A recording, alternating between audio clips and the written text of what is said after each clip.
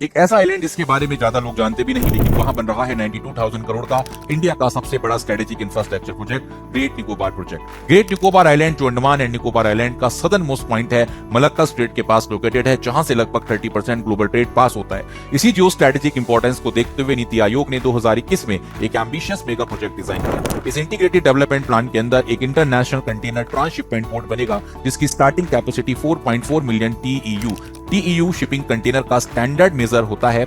इसी के साथ एक dual use international airport develop होगा, जो सिविल और डिफेंस दोनों ऑपरेशन को हैंडल करेगा।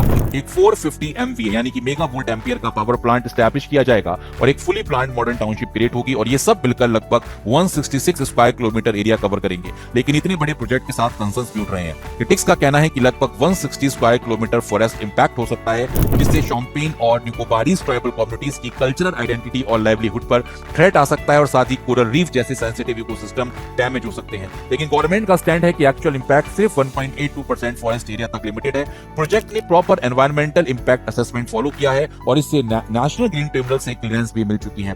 और ये प्रोजेक्ट अगर सक्सेसफुल होता है तो इंडिया को कोलंबो और सिंगापुर जैसे फॉरेन पोर्ट्स पर डिपेंडेंसी कम होगी, लगभग 40,000 से 50,000 जॉब्स क्रिएट होंगी और 2040 तक लगभग 30,000 करोड़ का एनुअल रेवेन्यू जनरेट हो सकता है। सबसे इंपॉर्टेंट, ये चाइना की स्ट्रिंग ऑफ पर्ल्स स्ट्रेटजी का डायरेक्ट काउंटर बनेगा। तो ये प्रोजेक्ट इंडिया के लिए स्ट्रेटेजिक मास्टर स्ट्रोक है या एक एनवायरमेंटल कॉम्प्रोमाइज? आपका पर्सपेक्टिव क्या है?